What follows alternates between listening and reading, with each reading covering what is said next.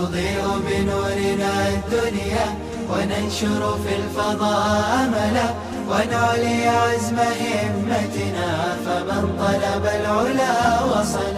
گزشتہ کل ایک طالب علم نے پوچھا کہ عید میلاد النبی کیا ہے، تو اس کے ضمن میں یہ بات آئی کہ ربیع الاول کے اس مہینے میں رسول اللہ صلی اللہ علیہ وسلم کی سیرت طیبہ سے واقف ہونا ضروری ہے۔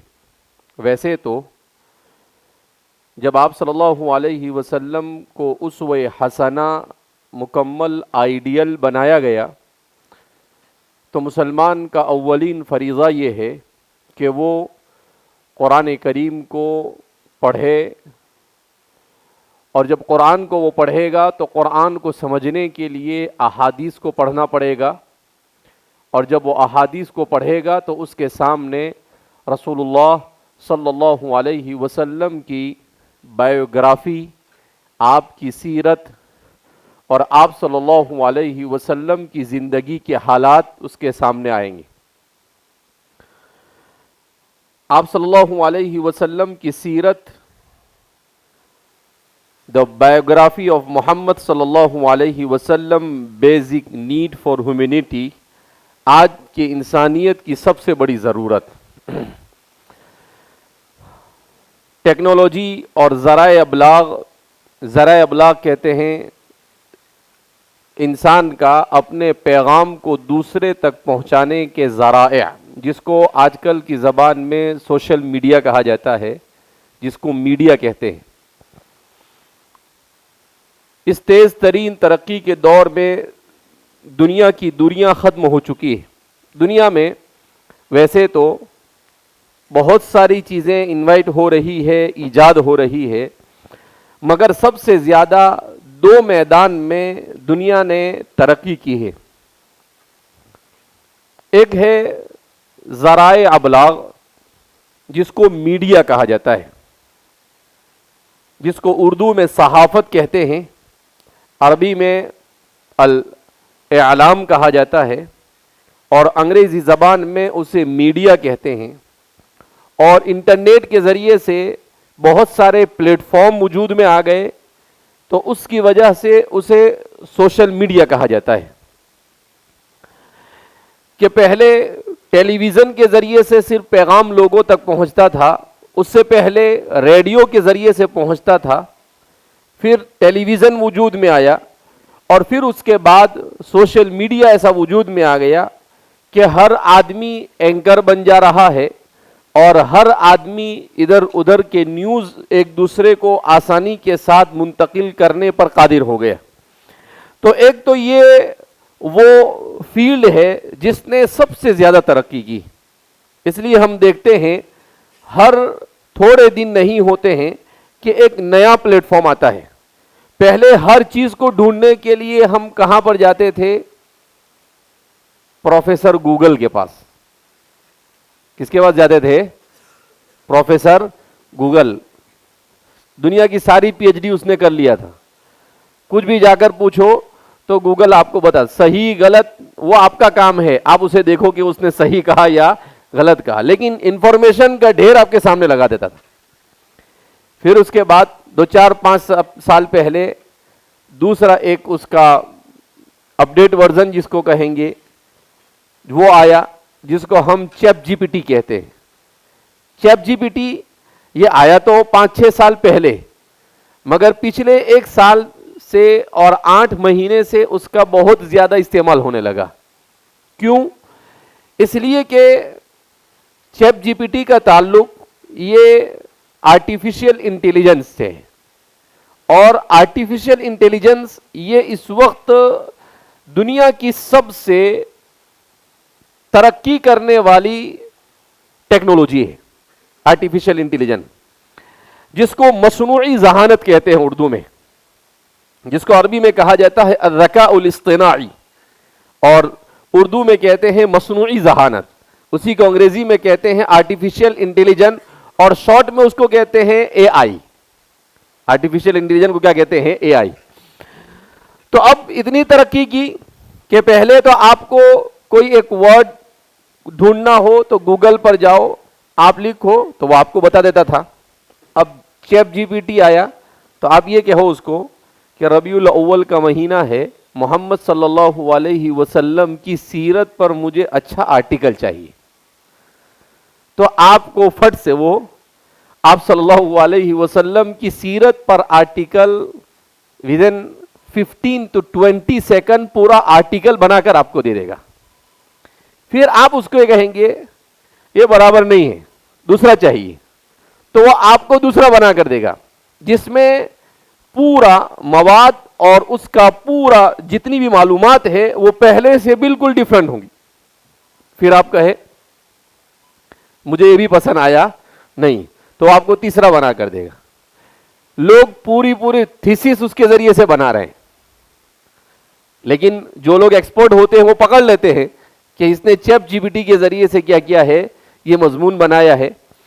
تو چونکہ آرٹیفیشل انٹیلیجنس ہے, انسان نہیں ہے وہ, تو وہ کیا کرتا ہے کہ جتنی بھی معلومات نیٹ پر ڈالی گئی ہے ان معلومات کو جمع کرتا ہے, اور جمع کرنے کے بعد اسے مرتب کر کر اسے اچھے انداز میں اس کو ترتیب دے کر وہ آپ کے سامنے ڈال دیتا ہے. تو اور بھی اس کے آگے بھی وہ سوچ رہے کہ انسان کو بولنا بھی نہیں پڑے, انسان سوچے اور وہ کام ہونے لگے. بہرحال ابھی دنیا میں اور کیا کیا ہم دیکھیں گے, اللہ ہی اس کی حقیقت کو جانتا ہے. دوسرے نمبر پر جو سب سے زیادہ دنیا میں ترقی ہوئی وہ ہے وسائل حمل و نقل. کیا مطلب کہ گوڈس اور سامان جو ہوتا ہے اس کو ایک جگہ سے دوسری جگہ پر بھیجنا بہت آسان ہو گیا. پہلے سامان بھیجنے کے لیے پانی کے جہاز کو استعمال کیا جاتا تھا, اب ہوائی جہاز آ گیا, اس کے بعد اور پتہ نہیں کیا کیا. تو انسان کی یہ سب سے بڑی ضرورت ہے کہ انسان کو کہیں کی بھی نیوز جلدی سے مل جائے, انسان کی اپنی ضرورت کا سامان کہیں سے کہیں بھی جلدی سے آ جائے. ان دونوں کے فاسٹ پروسیس کرنے کی وجہ سے, ترقی کرنے کی وجہ سے دوسرے فیلڈ میں بھی انسان کیا کرنے لگا, ترقی کرنے لگا. تو اب دنیا کی دوری ختم ہو گئی. کیا مطلب کہ اگر عقل کنواں میں کوئی حادثہ پیش آیا تو 1 منٹ نہیں ہوتی ہے کہ دنیا کے کسی بھی کونے میں اس کی نیوز پہنچ سکتی ہے. اتنا آسان ہو گیا. اس لیے کہ آدمی میسج بناتا ہے, فٹ سے ڈال دیتا ہے, آدمی ویڈیو بناتا ہے, فٹ سے ڈال دیتا ہے. تو دنیا میں کہیں بھی کچھ بھی ہو, فٹافٹ وہ چیزیں دوسروں تک کیا ہو جاتی ہے, پہنچ جاتی ہے. وسائل نقل و حمل نے سالوں کے کاموں کو سیکنڈوں میں انجام دینے کو ممکن بنا دیا. کہ پہلے انڈیا سے سامان بھیجنا ہو, آپ کو جیسے کوئی حج میں گیا, اب حج میں سے اس کو سامان اگر انڈیا بھیجنا ہو تو کتنے مہینے لگتے تھے, 3 مہینے 4 مہینے لگتے تھے. اب کتنے ٹائم میں آتا ہے, 3 گھنٹے میں آ جاتا ہے. کتنے میں آ جاتا ہے, 3 گھنٹے میں آ جاتا ہے. تو دنیا میں مال اور دولت کی کمی نہیں رہی. زمین سونا اگل رہا ہے, سمندر سے ہیرے اور موتی نکالے جا رہے ہیں. پوری دنیا کے اندر اللہ کے رسول صلی اللہ علیہ وسلم کی ایک حدیث ہم نے پڑھی تھی. تو جب ہم دنیا میں مختلف جگہوں پر اپنے کام سے جاتے ہیں اور لوگوں سے جب سنتے ہیں تو ہمیں تعجب بھی ہوتا ہے اور ایمان بھی تازہ ہو جاتا ہے. رسول اللہ صلی اللہ علیہ وسلم نے ارشاد فرمایا, یفیض المال فیضا, کہ دنیا میں قیامت سے پہلے ایک زمانہ ایسا آئے گا کہ مال پانی کی طرح بہے گا. کیا فرمایا آپ نے, مال کیسے بہے گا, پانی کی طرح. یعنی مال کی کمی نہیں ہوگی, پیسے کی, دولت کی, کسی چیز کی کمی نہیں ہوگی. ہم دیکھ رہے ہیں دنیا میں آج یہی حال ہو رہا ہے. کسی زمانے میں 1 کلو 2 کلو سونا کہو تو آدمی کا دماغ حیران ہو جاتا تھا. ابھی ٹنوں کے اندر میں, دنیا کے اندر میں کیا ہوتے ہیں, کاروبار ہوتے ہیں سونے کے, پیٹرول کے, لیتھیم کے, اور پتہ نہیں کیا کیا چیزیں. تو سمندروں سے بھی طرح طرح کی چیزیں نکالی جاتی ہے. ایک مرتبہ میں گجرات کا ایک شہر ہے, کیا کہتے ہیں اس کو, ویراول, وہاں گیا تو ہمارے ایک دوست وہ کہا کہ ہمارے مچھلی کی فیکٹری میں. کہا مچھلی کی فیکٹری, مچھلی تو سمندر میں بنتی ہے, فیکٹری میں کہاں سے بنتی؟ کہا کہ نہیں, اس کا پروسیس ہوتا ہے. تو ہم گئے دیکھنے کے لیے. تو طرح طرح کی مچھلیاں پکڑ کر لائے تھے وہ, اور بتایا کہ یہ مچھلی ہے، یہ جاپان والے کھاتے ہیں، تو اس کو اس کا پروسیس کر کے جاپان بھیجی جاتی ہے۔ یہ سمندر سے کوئی چیز نکلتی ہے، یہ چائنا والے کھاتے ہیں، اس کو پروسیس کر کر پیک کر کر چائنا بھیجا جاتا ہے۔ تو ہر ملک کی چوائس الگ الگ، ہندوستان کے سمندر سے اس کو پکڑ رہے ہیں اور اس کو پیک کر کے کیا کر رہے ہیں، بھیج رہے ہیں۔ تو ہر انسان کو، جب ظاہر سی بات ہے سائنس اور ٹیکنالوجی نے ترقی کی تو انسان بہت تیزی کے ساتھ نئی نئی چیزیں کیا کر رہا ہے، ڈھونڈ رہا ہے، لیکن عیش و عشرت کے تمام اسباب کے باوجود دنیا بے سکونی کا شکار ہے۔ دنیا میں سب سے زیادہ کون سی گولی بکتی ہے؟ نیند کی گولی، ڈپریشن کی گولیاں، شوگر کی بیماری، کینسر کی بیماری۔ اللہ کے رسول صلی اللہ علیہ وسلم نے ارشاد فرمایا، جب انسانی معاشرے میں بے حیائی اور زنا عام ہوگا تو ایسی بیماریاں آئے گی کہ ان کے نام تمہارے آباء و اجداد نے سنے بھی نہیں ہوں گے۔ لم تسمعوا انتم ولا آباؤکم، ایسی بیماریاں ہوگی کہ اس کے نام تمہارے آباء و اجداد نے بھی سنے نہیں ہوں گے۔ ابھی کورونا آ کر گیا، کسی نے سنا تھا پہلے؟ نہیں۔ آج سے 30-40 سال پہلے ڈائبٹیز کو کوئی جانتا تھا دنیا میں؟ نہیں۔ آج سے 15-20 سال پہلے کینسر کو جانتا تھا دنیا میں؟ کوئی نہیں جانتا تھا۔ ایسی ایسی بیماریاں وجود میں آتی ہے۔ اللہ کے رسول صلی اللہ علیہ وسلم نے کہا، جس معاشرے میں زنا اور بے حیائی عام ہوگی وہ معاشرہ بیماریوں کی آماجگاہ بن جائے گا، وہاں بیماریاں ہی بیماریاں ہوگی۔ اور آج دنیا میں یہی ہے، ہر جگہ اختلاف اور جھگڑے، ملکوں کے جھگڑے، گھروں کے جھگڑے، خاندانوں میں جھگڑے، ہر جگہ پر جھگڑے ہی جھگڑے۔ دنیا میں ظلم عام ہے، کمزور کو مارا اور پیٹا جا رہا ہے، قتل و غارت گیری دن بدن اضافہ ہوتا جا رہا ہے، فتنوں کا نہ ٹھہرنے والا سیلاب امنڈتا جا رہا ہے۔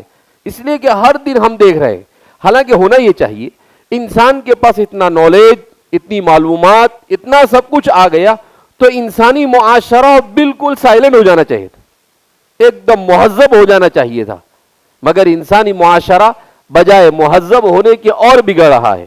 جرمنی کی نیوز ہے، آج دیکھ رہا تھا میں کہ جرمنی کے اندر میں 5000 لوگوں نے احتجاج کیا۔ کیا احتجاج کیا؟ کچھ دن پہلے میں نے آپ کو کہا تھا یو کے بارے میں، کہا کہ ہم کتے کی جیسی زندگی گزارنا چاہتے ہیں۔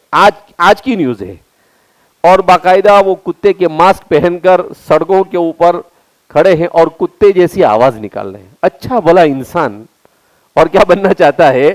کتا بننا چاہتا ہے۔ خود غرضی عام ہو رہی، ہر آدمی کو صرف یہ پڑی ہے کہ اس کا اپنا کام بن جائے۔ اخلاق اور پاک دامنی کا فقدان ہے، یعنی اس نام کی کوئی چیز نہیں۔ اخلاق، دنیا میں آپ کو ہزاروں میں اکا دکا آدمی اچھے اخلاق والے ملیں گے، ورنہ اکثر انسان آپ کو ایسے ملیں گے جن کے اخلاق اچھے نہیں۔ شرافت ناپید ہو چکی ہے، یعنی شرافت نام کی کوئی چیز دنیا کے اندر میں اب باقی نہیں رہی۔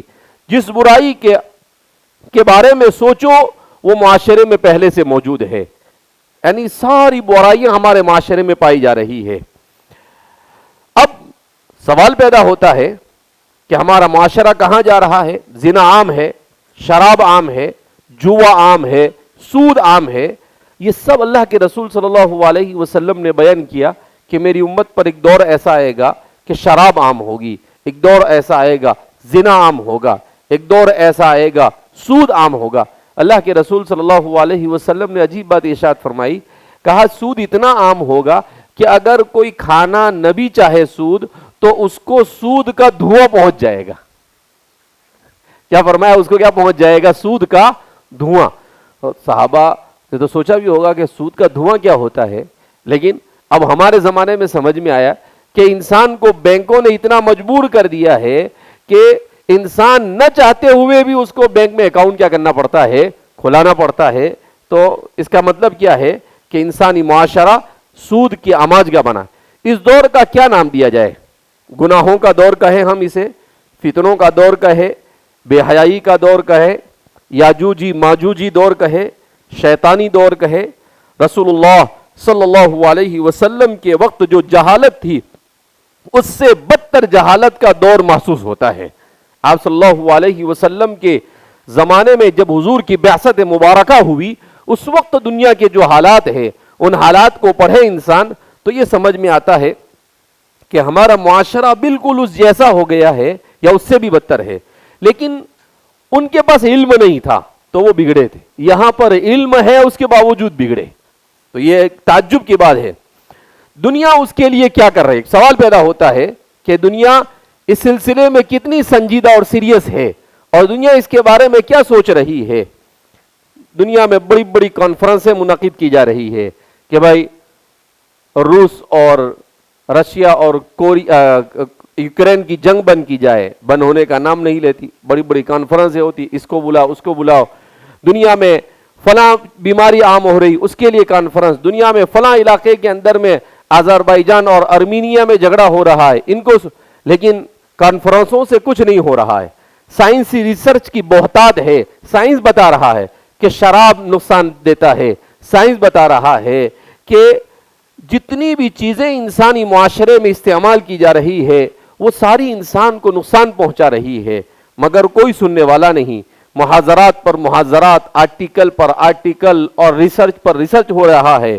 گویا ہر قسم کے انسانی تدابیر انسان اختیار کر رہا ہے، مگر یہ بات دنیا کو معلوم ہونا چاہیے کہ انسانی تدبیروں سے کوئی مسئلے کا حل نکل سکتا نہیں ہے. صرف انسانوں کی تدبیر سے کچھ ہونے والا نہیں. تو اب سوال پیدا ہوتا ہے کہ انسان کیا کرے، انسانی معاشرے کو کس قسم کی تدبیروں کی ضرورت ہے. تو آئیے ہم چلتے ہیں 1444 سال پہلے ربانی اور الہی تدابیر کی طرف. اس لیے کہ ہم جس حالات کا شکار ہے اور جس سچویشن میں ہم جی رہے ہیں ایسے ہی حالات میں حضرات صحابہ بھی جی رہے تھے. رسول اللہ صلی اللہ علیہ وسلم کو ایسی ہی دنیا میں بھیجا گیا جہاں پر قدم قدم پر اور منٹ منٹ پر چیلنج ہی چیلنج تھے. تو دنیا اس سے پہلے بھی ایسے ہی حالات سے گزر چکی ہے. اس وقت اللہ تعالیٰ نے نبی کریم صلی اللہ علیہ وسلم کو نبی بنا کر بھیجا. آپ صلی اللہ علیہ وسلم پر ہی آفاقی کتاب قرآن مقدس کا نزول ہوا. آپ صلی اللہ علیہ وسلم آئے تو دنیا کو ان تمام پریشانیوں سے حل کرنے کی کیا شکل ہو سکتی تھی.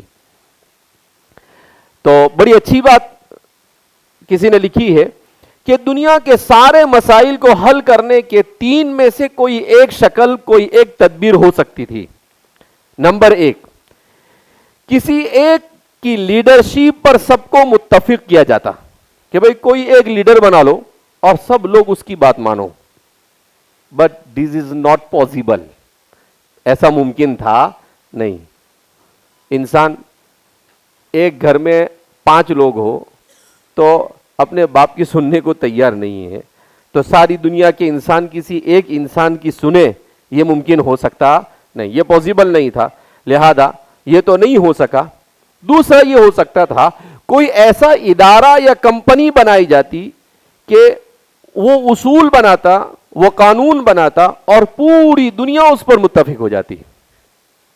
This is also not possible. یہ بھی ممکن نہیں. کیوں؟ اس لیے کہ دنیا کے اندر میں UNO بنا ہوا ہے، اس کے بننے کو بھی 70 سال سے اوپر ہو گئے. UNO نے کیا کیا؟ کچھ نہیں کیا. یونائٹڈ نیشن آرگنائزیشن جس کو UNO کہا جاتا ہے، اقوام متحدہ جس کو کہا جاتا ہے. اس کے علاوہ یونیسیف ایجوکیشن کے لیے بنایا، ورلڈ بینک اکنامیکل مسائل کے لیے بنایا، اور پتہ نہیں کتنے بڑے بڑے ادارے ہیں جن پر اربوں اور خربوں روپے کا خرچ ہوتا ہے، مگر دنیا کے مسائل وہ بھی حل کر پا رہے نہیں ہیں.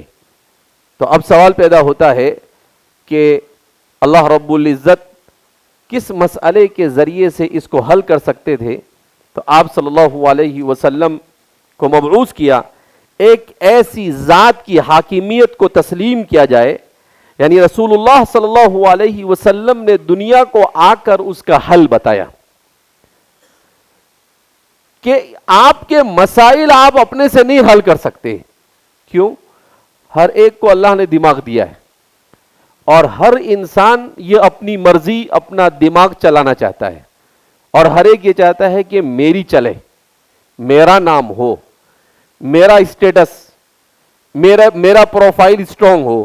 تو ظاہر سی بات ہے کوئی کسی کی سننے والا نہیں. ایک کمزوری ہے. دوسرا کہ ہر انسان سارے مسائل کو پورے طور پر سمجھ بھی نہیں سکتا، لہذا ضرورت تھی انسان کو ایک اللہ رب العزت کے پیغام کو سمجھنے کی، اس ذات کے پیغام کو سمجھنے کی جس نے سارے عالم کو وجود بخشا. اللہ خالق کل شیء، اللہ نے ہر چیز کو پیدا کیا. درخت کو پیدا کرنے والا کون؟ اللہ. پرندوں اور درندوں اور چرندوں اور جانوروں کو پیدا کرنے والا کون؟ اللہ. سمندر کے پانی کو پیدا کرنے والا کون؟ اللہ. اور ہم انسانوں کو وجود بخشنے والا کون ہے؟ اللہ. جس کے قبض قدرت میں نظام کائنات ہے. یہ کائنات کا نظام آٹومیٹک نہیں چلتا ہے. ارے آٹومیٹک ایک چھوٹا سا ادارہ بناؤ، کمپنی بناؤ، وہ آٹومیٹک چلتی ہے کیا دنیا میں؟ کیا آپ کوئی چیز بنا دو، کہا کہ بھائی ہم نے بنایا کمپیوٹر بنانے کی فیکٹری، کہا کیا؟ بولے ہم تو اے آئی ایج سے گزر رہے ہیں، یعنی آرٹیفیشل انٹیلیجنس کے زمانے سے گزر رہے ہیں، انسان کی کیا ضرورت ہے؟ کہا ہم روبوٹ بنا دو، یہ کرو وہ کرو، لیکن ان سب کو رن کرنے کے لیے بھی کون لگتا ہے؟ انسان لگتا ہے. کتنا بھی ایڈوانس اور کتنی ہی زبردست ٹیکنالوجی کے حامل چیز بناؤ، مگر اسے کنٹرول کرنے کے لیے کس کو بٹھانا پڑتا ہے؟ انسان کو بٹھانا پڑتا ہے. انسان کے بغیر کام ہوتا نہیں ہے. تو ظاہر سی بات ہے اللہ رب العزت کے قبض قدرت میں کائنات کا ذرہ ذرہ ہے. جو زندگی اور موت کا مالک ہو، وہی رزق کا مالک، وہی ہر چیز کی فطرتوں اور طبیعتوں اور نیچر کو جاننے والا ہو، وہی مدبر کائنات ہو. چنانچہ قرآن کریم نے اعلان کرتے ہوئے دعوت دی. اس آیت کریمہ کو بہت مرتبہ پڑھا ہم نے، مگر میں آپ کو بلا مبالغہ کہتا ہوں، جب یہ تیار کرتے ہوئے اس آیت کو پر پہنچا میں تو بدن کے رونگٹے کھڑے ہو گئے کہ اللہ رب العزت نے انسانیت کے مسائل کو کیسے حل کیا. اللہ کے رسول صلی اللہ علیہ وسلم جس زمانے میں آئے، اس زمانے میں جتنے جھگڑے تھے دنیا میں اس سے پہلے کبھی اتنے جھگڑے نہیں تھے. آپ صلی اللہ علیہ وسلم پر آیت کریمہ نازل ہوئی. سورہ آل عمران کی آیت نمبر 64 ہے، 64. اللہ کے رسول صلی اللہ علیہ وسلم نے کہا تعالوا الى کلمۃ سواء بیننا وبینکم الا نعبد الا اللہ ولا نشرک به شیئا ولا يتخذ بعضنا بعضا اربابا من دون اللہ. کیسا زبردست پیغام دیا رسول اللہ صلی اللہ علیہ وسلم کی زبان سے. اللہ کہلوا رہا ہے انسانوں کو کہ انسان تو کتنے ہی کانفرنس کر لے، اے انسان تو کتنا ہی ریسرچ کر لے، اے انسان تو کتنا ہی اپنے ذہن و دماغ کو استعمال کر لے، مگر تو کبھی بھی اپنے مسائل کو سیلف اپنے بلبوتے پر حل کر سکتا نہیں ہے. تیرے مسائل کا حل کیا ہے؟ تعالوا الی کلمۃ، آ جاؤ ایک ایسے کلمے کی طرف، سواء بیننا وبینکم، جو میرے، ہمارے اور تمہارے درمیان برابر ہے. پوری انسانیت کو پیغام ہے قرآن کا کہ آ جاؤ ایک ایسی بات کی طرف، ایک ایسے مسئلے پر متفق ہو جاتے ہیں ہم، جو اگر دیکھا جائے صحیح ڈھنگ سے انسان سوچے تو ساری انسانوں کا وہ مسئلہ آسانی کے ساتھ حل ہو جاتا ہے. کہا وہ کیا مسئلہ ہے؟ اللہ نعبد الا اللہ.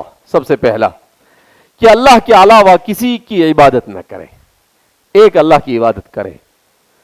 یہودی بھی اللہ کو مانتا ہے، نصرانی بھی اللہ کو مانتا ہے، ہمارا ہندو بھی اللہ کو مانتا ہے، سکھ بھی اللہ کو مانتا ہے، بودھ بھی اللہ کو مانتا ہے، آریہ سماج والا بھی اللہ کو مانتا ہے. کوئی بھی ہو دنیا کا اللہ کو مانتا ہے، مگر اللہ کی نہیں مانتا. اللہ کو کیسے مانتا ہے؟ ماننا ہی اس کو. اللہ کو مانے بغیر چارہ ہی نہیں مانے گا تو کام کیسے چلے گا؟ انسان پریشان ہو جاتا ہے، کسی کو نہیں تو کیا کرتا ہے؟ اوپر دیکھے، اے اوپر والے میری مدد کر. نہیں مانتا ہو، جو اپنے آپ کو ایتھیس کہتا ہے وہ بھی مجبور ہے. تو اللہ نے کہا اللہ نعبد الا اللہ، ایک اللہ کی عبادت کرے. لوگ کیا سمجھتے ہیں کہ قرآن مسلمان کی پراپرٹی ہے، رسول اللہ مسلمان کی پراپرٹی ہے. نہیں، قرآن اور اللہ کے رسول یہ پوری انسانیت کے لیے ہے. کیوں؟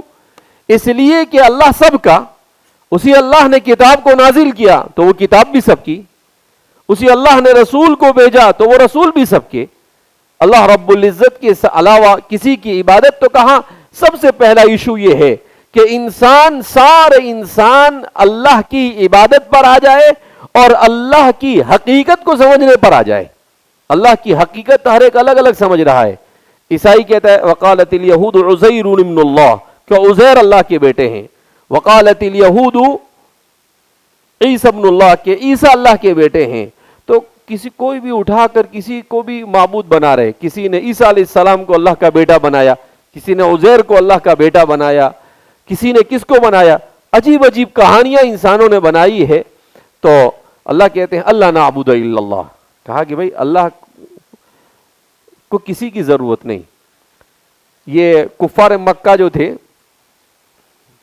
بڑی عجیب و غریب کھوپڑی کے مالک تھے. یہ اللہ کے رسول صلی اللہ علیہ وسلم کو کہتے ہیں کہ یار محمد ایک کام کرو. بولے کیا؟ کہا کہ یہ جیسے آپ ہو، آپ کے والد کون؟ عبداللہ. عبداللہ کے والد کون؟ عبد المطلب. عبد المطلب کے والد کون؟ ہاشم. تو کہا آپ کا پورا نسب نامہ ہے. کہا جیسے انسان کا نسب نامہ ہے، ذرا اللہ کا نسب نامہ بتاؤ. کیا بولے؟ اللہ کے رسول صلی اللہ علیہ وسلم سے کیا سوال کرتے ہیں؟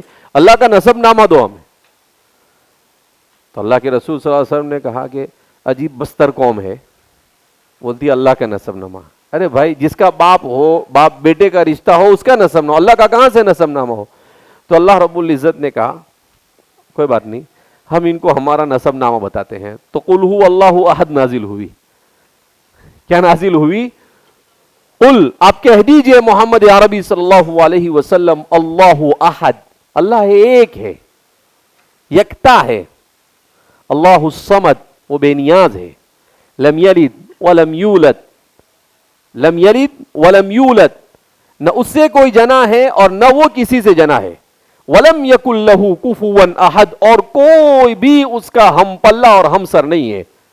اس کے کمپیریزن کے اندر میں کوئی بھی آ سکتا نہیں ہے، اس کے اکول میں کوئی آ سکتا نہیں ہے. تو پھر کہا اللہ نے کہ ان کو یہ کہو کہ یہ اللہ کا نسب ہے. بولو اور کون سا نسب چاہیے تیرے کو؟ تو پھر وہ خاموش ہو گئے. بہرحال اللہ کا تعارف ہے، اس میں وہ آئے گا.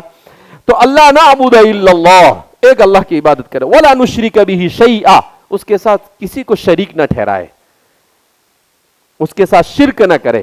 جیسے دنیا کے دیگر مذاہب وہ اللہ کے ساتھ شرک کرتے ہیں. کہ یہودی ہے وہ اللہ کو مانتے ہیں اور ساتھ میں کہتے ہیں کہ عزیر اللہ کے بیٹے ہیں، لہذا وہ بھی اللہ کے ساتھ الوہیت میں شریک. اللہ فرماتے ہیں لو کان فیہما آلہۃ الا اللہ لفسدتا، اگر کائنات میں ایک کو چھوڑ کر دوسرا معبود، دو معبود ہوتے تو یہ کائنات کب سے ٹوٹ پھوٹ کر بنا ہو جاتی. کیوں؟ اس لیے کہ ایک کہتا کہ عقل کنواں والوں پہ بارش برساؤ، دوسرا کہتا ہے نہیں ان کے اوپر پتھر برساؤ. اب دونوں میں کیا ہوتا؟ جھگڑا ہوتا. اب وہ دونوں کے جھگڑے میں عقل کنواں ختم ہو جاتا. تو ایک لاجیکلی قرآن کریم نے کہا لو کان فیہما آلہۃ الا اللہ لفسدتا، کہ کائنات سموتھ چل رہی ہے، کچھ ہو نہیں رہا ہے یہاں پر جیسا ہونا چاہیے، بڑا دھماکہ نہیں ہو رہا ہے کوئی. اس کا مطلب یہ ہے کہ کوئی ایک ہی اس کو چلا رہا ہے. اگر یہاں دو ہوتے تو یہ کب سے ختم ہو گئے ہوتے، اپنی تو باری بھی نہیں آتی. وَلَا يَتَّخِذَ بَعْضُنَا بَعْضًا أَرْبَابًا مِّن دُونِ اللَّهِ، اور ہم میں سے ایک دوسرے کو اللہ کو چھوڑ کر کوئی رب نہ بنائے. کہا سب اللہ کی مانیں گے، کوئی ایک دوسرے کی نہیں مانے گا. کہا کہ نہیں میں کہتا ہوں ویسا ہونا چاہیے، وہ کہے نہیں میں کہتا ہوں ویسا ہونا چاہیے. ایک کہے کہ نہیں ہم تو ٹرمپ کو مانیں گے، دوسرا بولتا ہے ہم بائیڈن کو مانیں گے، تیسرا بولتا ہے نہیں ہم تو اس کو مانیں گے اس کو مانیں گے. کہا لا اتخذ رب کے علاوہ کوئی کسی کو معبود اور رب نہیں بنائے گا. اب سوال پیدا ہوتا تھا کہ اس ایک اللہ کی طرف آنے کے لیے کیا کیا جائے؟ تو قرآن کریم نے اعلان کیا وَاعْتَصِمُوا بِحَبْلِ اللَّهِ جَمِيعًا وَلَا تَفَرَّقُوا. وَاعْتَصِمُوا بِحَبْلِ اللَّهِ جَمِيعًا، سب مل کر اللہ کی رسی کو، قرآن کو مضبوطی کے ساتھ تھام لو. وَلَا تَفَرَّقُوا، اور آپس میں ایک دوسرے کے ساتھ جھگڑے نہ کرو. اگر سارے انسان اسی رسی کو تھام لے تو سارے مسائل کا حل دنیا کے اندر میں آ جائے گا. کوئی کہے کہ کس نے کہا کہ مسائل کا حل آ جائے گا؟ دنیا نے پریکٹیکلی یہ ساری چیزیں دیکھ لی ہے. قرآن نے بیان کیا نا تعالوا الی کلمۃ، تو اللہ کے رسول صلی اللہ علیہ وسلم کے زمانے میں اور حضرت ابوبکر کے زمانے تک پورا عرب اسلام میں داخل ہوا. پھر حضرت عمر کے زمانے میں عرب سے لگ کر جو دوسرا ایریا تھا وہ اسلام میں داخل ہوا. حضرت عثمان کے زمانے میں دنیا کے 70 سے 75% حصے پر اسلام پھیل گیا، اور حضرت علی کا زمانہ آتے آتے دنیا کے 80 سے 90% علاقے پر اسلام پھیل چکا تھا. تو پوری دنیا اسلام کے سائے میں آئی.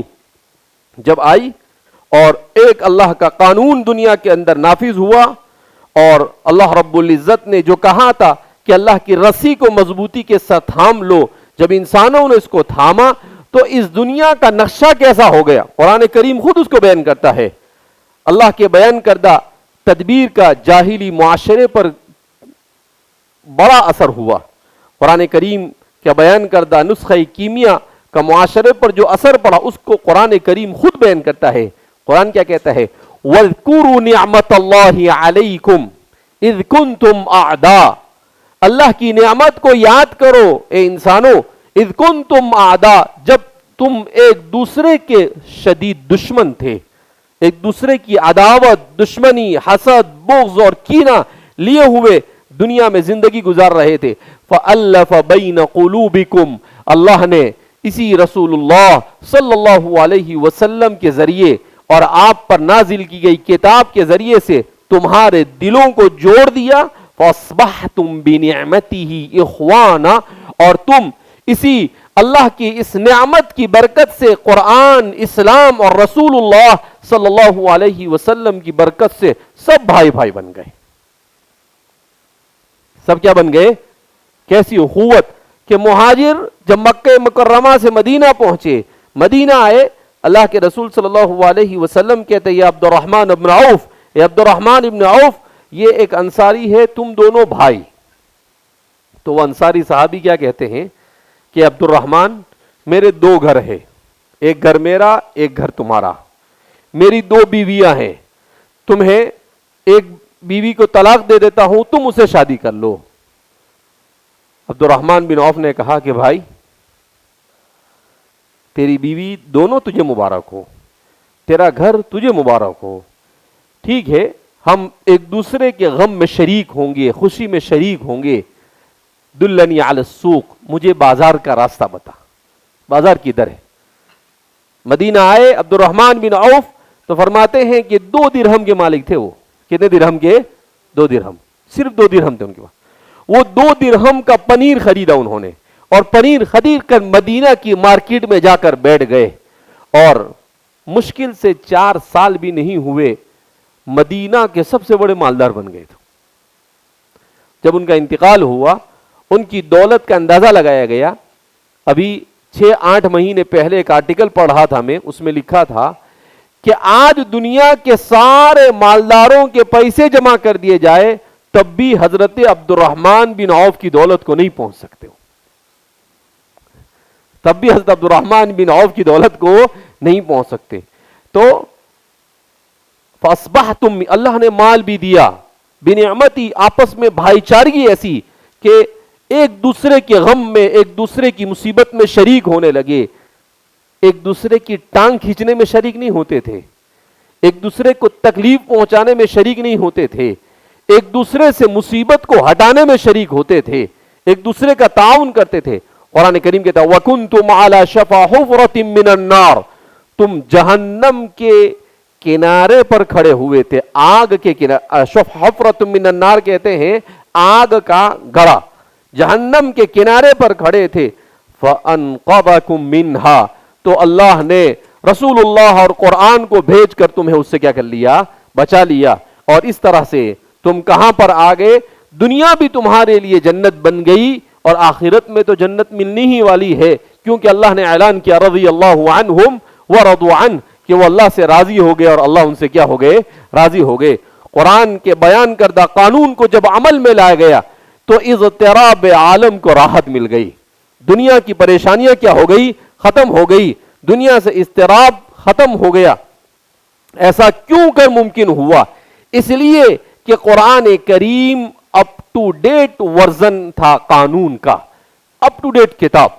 दुनिया में उससे पहले बहुत सारे सिविलाइजेशन गुजर चुके थे, बहुत सारी अक़वाम, दुनिया में बहुत सारे लोग गुजर चुके थे। उन सब के कानून के अंदर में जितनी भी अच्छाइयां और खूबियां हो सकती थी वो सारी कुरान करीम ने अपने अंदर बयान की। तो Quran up to date version था, अहादीस नबविया उसकी शरह थी, रसूलुल्लाह ने उसको और खोल कर बयान कर कर बताया। उसकी बरकत से दुनिया ने उस वक्त सुकून की सांस ली थी, आज भी उसी से सुकून मिल सकता है, उसके अलावा दुनिया के सुकून के हासिल होने का और कोई रास्ता हो सकता नहीं है। तो अब सवाल पैदा होता है कि ये सारी तफसीलात हमें कैसे मिले? तो ये सीरत से मिलेगी। किससे मिलेगी? सीरत से। सीरत क्या है? सीरत कुरान करीम के बयान करदा दस्तूर हयात की अमली सूरत का नाम है। क्या मतलब? कि कुरान करीम ने जिन चीजों को भी बयान किया, अल्लाह के रसूल सल्लल्लाहु अलैहि वसल्लम ने उस पर अमल कर कर बतलाया, ताकि दुनिया का इंसान ऐसा नहीं कहे कि भाई कानून तो कोई भी बना दे, अमल होना चाहिए ना। इसीलिए उम्मुल मुमिनीन आयशा सिद्दीक़ा रज़ियल्लाहु ताला अन्हा फरमाती है, काना खुलुकुहु अल कुरान। अगर तुम मुझसे पूछते हो कि रसूलुल्लाह सल्लल्लाहु अलैहि वसल्लम की जात क्या थी, तो मैं कहती हूं कि वो चलता फिरता कुरान थी। वो क्या थी? चलता फिरता कुरान। कि कुरान ने कोई हुक्म नाजिल किया हो और रसूलुल्लाह सल्लल्लाहु अलैहि वसल्लम ने खुशी खुशी उस पर अमल न किया हो, यह मुमकिन ही नहीं है। आप सल्लल्लाहु अलैहि वसल्लम की जिंदगी चिराग राह है। आप ही की सीरत और सुन्नत पर अमल करके दुनिया राहयाब हो सकती है, सही रास्ते पर आ सकती है। उसके अलावा दुनिया के सही रास्ते पर आने की और कोई शक्ल हो सकती नहीं है। असर हाजिल की तमाम खराबियों को दूर करने में सीरत नबवी सल्लल्लाहु अलैहि वसल्लम से हमें कैसे रहनुमाई मिलेगी? ये दौर पीएचडी का दौर है। हर चीज पर पीएचडी हो रही है ना, छोटी छोटी चीज पर पीएचडी होती है। अगर किसी तहकीक के तालिबे इल्म को, किसी रिसर्च करने वाले को आज के दौर के जाहिरी और बातिनी खराबियों को जमा करने का हुक्म दिया जाए, उसको टॉपिक दे दिया जाए, एक नहीं बहुत सारे रिसर्च करने वालों को भी अगर ये मौजू दे दिया जाए, इतनी खराबियां हमारे मुआशरे में हैं कि दसियों लोग मिलकर भी इन सारी खराबियों की लिस्ट भी तैयार कर सकते नहीं। इन सारी खराबियों की वजह इस्लाम और इस्लाम की तालीम का आम न होना है। इस्लाम और इस्लाम की तालीम का आम न होना है। उसके लिए आप सल्लल्लाहु अलैहि वसल्लम ने हमें जो बताया वो आज हम कैसे कर सकते हैं? पूरी जिंदगी दावत इस्लाह और तबलीग में सर्फ कर डाली। रसूलुल्लाह सल्लल्लाहु अलैहि वसल्लम ने पूरी जिंदगी इंसानों को भलाई की तरफ बुलाते रहे। दूसरा, तरबियत के जरिए ऐसे अफराद आपने तैयार किए जिनमें ईमान कामिल था, आखिरत का इस्तेहजार था। आखिरत के इस्तेहजार का मतलब क्या? उनके पेशे नजर दुनिया नहीं होती थी, उनकी आंखों के सामने हमेशा आखिरत होती थी कि मैं जो भी कुछ दुनिया में करूं उसका आखिरत में बेनिफिट मुझे क्या मिलेगा। दुनिया के बेनिफिट से उसको कोई मतलब नहीं था। वो जिक्र इलाही का एहतमाम करने वाले, हमेशा उनकी जबान पर अल्लाह का जिक्र होता था। रातों में तहज्जुद गुजार और दिनों में مجاہد بن کر برسر پیکار ہوتے تھے. امر بالمعروف اور نہی عن المنکر کو انہوں نے اپنی زندگی کا مشن بنا لیا تھا.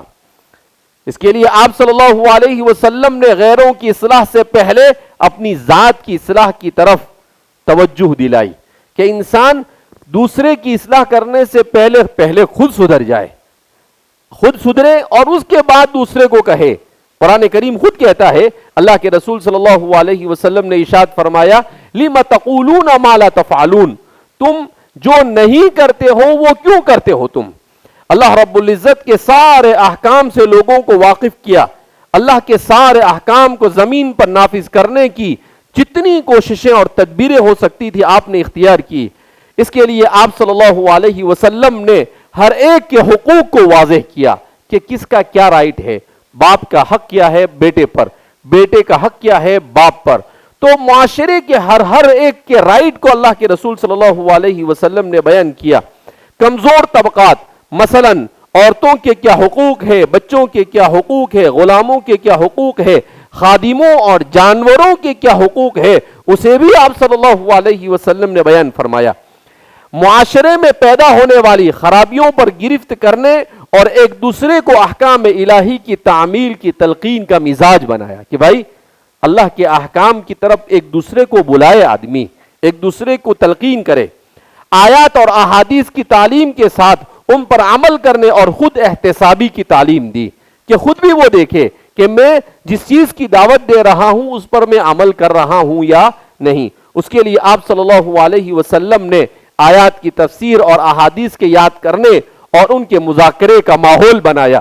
حضرات صحابہ میں ایسی طلب ہوتی تھی علم کی کہ ان کے واقعات کو سن کر انسان حیران اور ششدر رہ جاتا ہے. اخلاق رذیلہ کہ خرابیوں کو بیان کر کے ان سے بچنے اور اخلاق فاضلہ کو اختیار کرنے کی تلقین فرمائی کہ اچھے اخلاق اختیار کرو تو کیا ہوگا. ایک روایت میں حضور نے فرمایا, اکثر ما يدخل الناس الجنت هو حسن الخلق, سب سے زیادہ وہ عمل جو انسانوں کو جنت میں لے جائے گا وہ اچھے اخلاق ہے. وہ کیا ہے؟ اچھے اخلاق کا. اسلام کے اچھے اخلاق کا خلاصہ کیا ہے؟ کہ اس کا خلاصہ یہ ہے کہ انسان اپنی زبان, اپنے ہاتھ اور اپنے بدن کے کسی بھی عضو سے کسی دوسری اللہ کی مخلوق کو تکلیف نہ پہنچائے. یہ ہے اسلام کے اخلاق کا نچوڑ. ایسا ماحول بنایا کہ ہر آدمی دعوت اصلاح اور تبلیغ کو اپنی ذمہ داری سمجھنے لگا. صحابہ میں سے ہر ایک یہ سمجھتا تھا اگر آج بھی مذکورہ بالا نبوی طریقہ کار پر عمل ہو تو معاشرے کی ساری خرابیاں دور ہو سکتی ہے. آج ضرورت ہے قرآن کریم کو ترجمے کے ساتھ پڑھایا جائے, اس کی تفسیر کو عام کیا جائے, ساتھ ہی احادیث کی تعلیم کا بھی اہتمام ہو. غیروں کے بجائے اپنی خرابیوں پر غور کیا جائے اور اصلاح کی کوشش کی جائے. نیز تذکیر یعنی نصیحت اور موعظت اور تبلیغ و دعوت کا اہتمام کیا جائے تو ضرور معاشرہ ہمارا درست ہو سکتا ہے اور اس میں تبدیلی آ سکتی ہے. سیرت نبوی صلی اللہ علیہ وسلم سے ہمیں سب سے بڑی رہنمائی یہی مل رہی ہے کہ جس عرق ریزی اور تکلیف سے خیر القرون کا صالح معاشرہ بنا, آج بھی وہی ماحول پیدا ہو اور ہمارا مقصد صرف اور صرف رضا الہی, اللہ کی خوشنودی اور آخرت کی کامیابی ہو اور بس. اگر اس پر ہمارا معاشرہ آ جاتا ہے تو یہ سارے معاشرے کی برائیاں کیا ہو جاتی ہے؟ ختم ہو جاتی ہے. رسول اللہ صلی اللہ علیہ وسلم کی زندگی کے دو پہلو ہیں, ایک ہے مکہ کی زندگی اور دوسری ہے مدینہ کی زندگی. مسلمان جہاں اقلیت میں دنیا میں رہتا ہے اس کے لیے رسول اللہ صلی اللہ علیہ وسلم کی مکہ کی 13 سالہ زندگی اس کے لیے آئیڈیل ہے کہ مکہ میں آپ نے صبر سے کام لیا, آپ نے لڑائی جھگڑا نہیں کیا, ان کے ساتھ کسی قسم کا کلیش نہیں کیا. تو جہاں مسلمان اقلیت میں رہے وہاں مسلمان کو رسول اللہ صلی اللہ علیہ وسلم کی مکی زندگی پڑھنی چاہیے کہ مکہ میں آپ نے کیسے صبر و تحمل سے کام لیا. صحابہ کہتے تھے آ کر کہ کب تک کہ ان کی مصیبت ان کے طرف سے ہونے والی ان تکلیفوں کو ہم برداشت کرتے رہیں گے, آپ حکم دو ہم لڑ پڑیں ان کے ساتھ. حضور نے کہا نہیں, قرآن کریم نے اس کو بیان کیا, انہوں نے کہا کہ یہ کب تک یہ چلتا رہے گا. اللہ کے رسول صلی اللہ علیہ وسلم نے اپنے صحابہ کو کیسے سمجھایا کہا ابھی تم پر جو مصیبت آئی اس سے زیادہ بڑی مصیبت پہلے لوگوں پر ہوتی تھی. کہا کیسے؟ کہا زمانے میں بادشاہ کے سامنے مسلمان کو لا کر کھڑا کر دیا جاتا تھا, اس کے سر پر آرا رکھ دیا جاتا تھا. آرا لکڑی کاٹتے تھے نا پہلے, اب تو مشینیں آ گئی سب, اور اس کے بعد اس سے کہا جاتا تھا کہ کلمے کو چھوڑو, اسلام اور وحدانیت کو چھوڑو, ورنہ تمہارے سر پر پھیرا دیا جائے گا. کہا اس کے سر پر اس کو پھیرایا جاتا تھا, اس کو کاٹا جاتا تھا. پھر اس کے بعد پوچھا جاتا تھا ابھی بھی, کہا اس کے 2 ٹکڑے ہو جاتے تھے مگر وہ اللہ کے دین کو کسی صورت میں چھوڑنے کے لیے تیار نہیں ہوتا تھا. اللہ کے رسول نے کہا کہ میرے صحابہ ایسی تکلیف تو تم پر ابھی نہیں آئی ہے, لہذا صبر سے کام لو. تو مکی زندگی مسلمانوں کے لیے نمونہ ہے, اور جو مسلمان اپنے ملک میں رہتے ہیں جہاں مسلمان کی میجورٹی ہے, اکثریت میں جہاں رہتا ہے, اس کے لیے رسول اللہ صلی اللہ علیہ وسلم کی مدنی زندگی نمونہ ہے کہ آپ صلی اللہ علیہ وسلم نے مدینہ میں جہاں پر اسلامی حکومت پہلی قائم ہوئی, اس میں کس طرح سے آپ نے یہودوں کو بھی سمجھانے کی کوشش کی, وہاں کے ہر قسم کے طبقے کو سمجھایا, ان کے ساتھ معاہدہ کیا, سب کچھ کیا. جب انہوں نے معاہدہ توڑا تو پھر آپ صلی اللہ علیہ وسلم نے ان کو سبق سکھایا. تو کہا کہ یہ اللہ کے رسول صلی اللہ علیہ وسلم کی زندگی نمونہ اور آئیڈیل ہے سارے انسانوں کے لیے. آپ صلی اللہ علیہ وسلم کی زندگی ہی کیوں نمونہ, کیوں دنیا میں دوسرے کسی آدمی کی زندگی کو ہم آئیڈیل نہیں بنا سکتے ہیں؟ کہا اس لیے کہ آپ صلی اللہ علیہ وسلم کی زندگی میں 4 چیزیں ایسی پائی جاتی ہے, یہ آخری ہے, کہ وہ دنیا میں کسی انسان کی زندگی میں نہیں پائی جاتی. جس انسان کو دنیا آئیڈیل بنانا چاہے اس انسان میں مینٹلی اعتبار سے, عقلی اعتبار سے 4 صفت کا ہونا ضروری. اگر وہ 4 صفت ہے تو وہ آئیڈیل بن سکتا ہے, ورنہ نہیں. سب سے پہلا تاریخیت, جس کو نمونہ بنایا جائے اس کی تاریخ مستند ہونی چاہیے. اس کی ساری تاریخ کیا ہونی چاہیے؟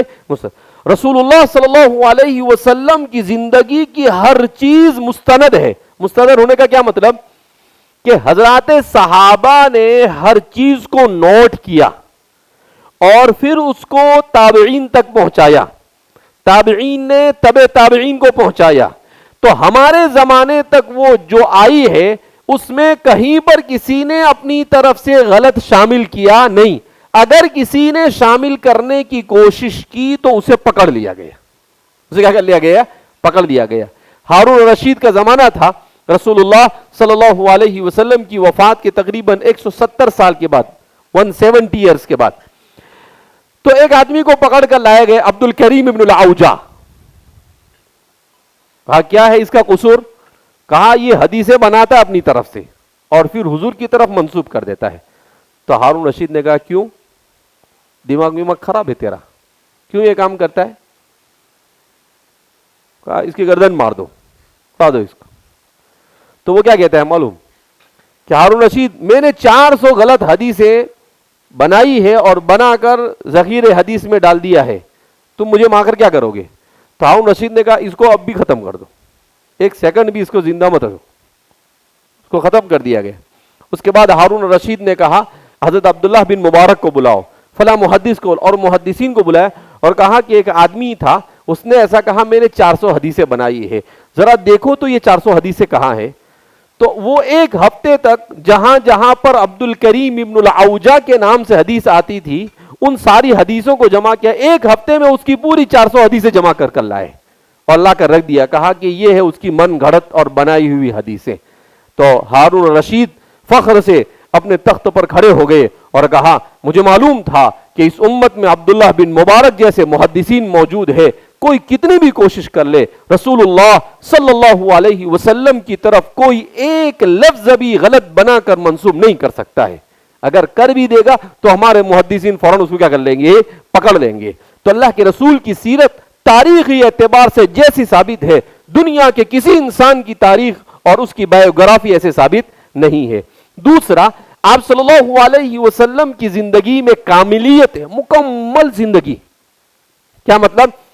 جس کو آئیڈیل بنائے تو جس کو آئیڈیل بنایا جاوے اس کے اندر یہ ہونا چاہیے کہ وہ ایسا ہو کہ انسانی معاشرے کے ہر طبقے کے لیے اس میں نمونہ موجود ہو. تاجر ہے تو اس کو پتا چلنا چاہیے کہ میں تاجر ہوں تو حضور جیسا ہونا چاہیے, میں خاوند ہوں تو حضور جیسا, میں باپ ہوں تو حضور جیسا, میں تو جو بھی ہوں, میں لیڈر ہوں تو حضور جیسا. تو وہ ساری کے ساری چیزیں رسول اللہ صلی اللہ علیہ وسلم میں پائی جاتی تھی. دنیا میں کوئی مائی کا لال آج تک ایسا پیدا نہیں ہوا جو انسانوں کے اندر جس کے اندر ایسی کاملیت پائی جاتی ہو. تیسری چیز جامعیت, جس کی زندگی میں ہر طبقے کی تعلیمات اور ہدایت موجود ہو, کوئی بھی چیز مخفی نہ ہو, پوری جامعیت کے ساتھ, آدھی ادھوری نہیں, پوری بات موجود ہو کہ کس آدمی کو کیسے زندگی گزارنا ہے. اور چوتھی چیز عملیت, اس کی ذات نے ہر چیز کو پریکٹیکلی اور عملی طور پر کر بتلایا ہو, صرف زبان خرچی پر بول کر وہ چلا گیا نہ ہو. رسول اللہ صلی اللہ علیہ وسلم کی زندگی میں یہ ساری چیزیں پائی جاتی تھی. اس لیے آپ صلی اللہ علیہ وسلم کی سیرت میرے اور آپ کے لیے اور رسول اللہ صلی اللہ علیہ وسلم کے دور مسعود سے لے کر قیامت تک آنے والے تمام انسانوں کے لیے آپ آئیڈیل ہے اور رہیں گے. کسی کے آپ صلی اللہ علیہ وسلم پر کیچڑ اچھالنے سے کچھ ہوتا نہیں ہے. عربی میں کہتے ہیں وَلَوْمُ الْخُفَّاشِ لَا تَضُرُّ الشَّمْسِ, اور چمگادڑ کا سورج کو ملامت کرنا سورج کو کوئی نقصان نہیں پہنچاتا ہے. چمگادڑ دیکھتے ہیں نا آپ, یہ رات میں جو اڑتا ہے نا گول گول, اس کو چمگادڑ کہتے ہیں. اس کو رات میں دکھتا ہے, دن میں سورج کی روشنی میں نظر نہیں آتا اسے. تو جیسے ہی سورج نکلتا ہے تو چمگادڑ سورج کو گالیاں دینا شروع کر دیتا ہے کہ یہ آ گیا, اب میرے لیے تکلیف ہی تکلیف ہے. تو سورج کو کوئی نقصان پہنچتا ہے نہیں. تو کوئی بہت بڑی پرسنالٹی ہو اور اس کو کوئی برا بھلا کہے تو اس کے لیے عربی زبان میں کہتے ہیں وَلَوْمُ الْخُفَّاشِ لَا تَضُرُّ الشَّمْسِ, اور چمگادڑ کا ملامت کرنا سورج کو نقصان نہیں پہنچاتا ہے.